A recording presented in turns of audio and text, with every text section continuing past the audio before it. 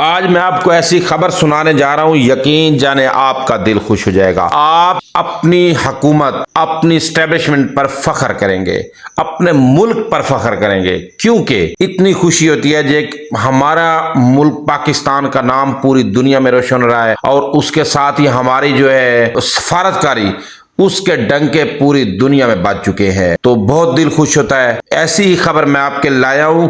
کہ پچھلے دنوں جب امریکن وفد بھی پاکستان کے اندر تھا، اس کے ساتھ ایرانی وفد بھی پاکستان اسلام آباد کے اندر آیا ہوا تھا، کیونکہ وہاں پر پاکستان کی ثالثی میں مذاکرات ایران اور امریکہ کے ہو رہے تھے۔ تو جب مذاکرات ختم ہوتے ہیں، جے ڈی وینس اپنے وفد کے ساتھ دوبارہ امریکہ روانہ ہو جاتا ہے، اس کے بعد ہی ایرانی وفد بھی کچھ گھنٹوں کے بعد تہران چلا جاتا ہے، اس کے ساتھ کچھ صحافی رہ جاتے ہیں، جو جیسا کہ آپ کو پتا ہے کہ جب بھی کوئی بڑے ایونٹ دنیا میں کسی بھی ملک کے اندر ہوتے ہیں تو انٹرنیشنل صحافی کوریج کے لیے بہت جاتے ہیں، یورپین صحافی، ساتھ ہی امریکن صحافی، اور بھی بڑے بڑے جو کنٹری ہیں نا ملک، چائنیز صحافی، یہ بہت صحافی انٹرنیشنل سطح پر جاتے ہیں۔ وائٹ ہاؤس کی صحافی بتاتی ہے کہ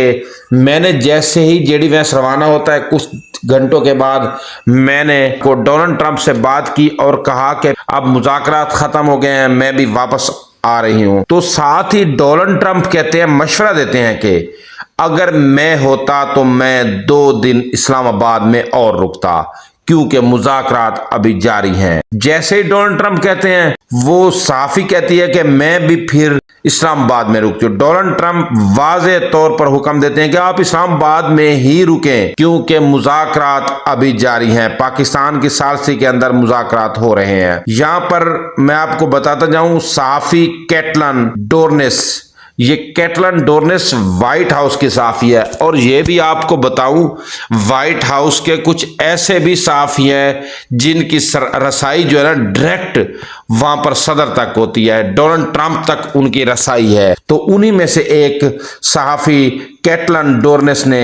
نیو یارک پوسٹ میں ایک خبر دی، اور انہوں نے بتایا کہ میں نے جیسے ہی کال کی ڈونلڈ ٹرمپ کو، تو ڈونلڈ ٹرمپ نے کہا کہ آپ وہیں رکیں اور اسلام آباد کے اندر ہی رکیں، کیونکہ مذاکرات ابھی جاری ہیں، 2 دن بعد ہو سکتا ہے مجھے بھی آنا پڑ جائے۔ اور یہاں پر ڈونلڈ ٹرمپ کہتے ہیں مجھے بھی آنا پڑ جائے۔ ناظرین، یہ آپ ذہن میں رکھیں کہ مذاکرات ابھی تک ختم نہیں ہوئے، مذاکرات جاری ہیں، تو انشاءاللہ تعالی اب نئی ڈیٹ آنے والی ہے کہ ہو سکتا ہے امریکن وفد بھی پاکستان میں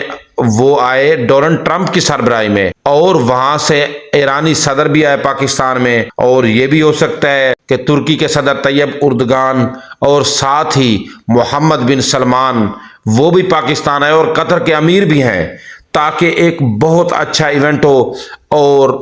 بہت ہی زبردست قسم کی، جیسے پاکستان ثالثی کر رہا ہے اور ان کے درمیان اچھی بات چیت ہو، اور اس کے اندر بڑے بڑے اگر یہ آتے ہیں تو پوری دنیا کی نظریں پہلے بھی پاکستان پر ہے، پھر دوبارہ تو آپ سوچیں پاکستان کا نام کتنا روشن ہوگا۔ تو اللہ پاک ہمارے ملک پاکستان کو، آپ کو، ہمیں اپنے حفظ و امان میں رکھے۔ اللہ حافظ۔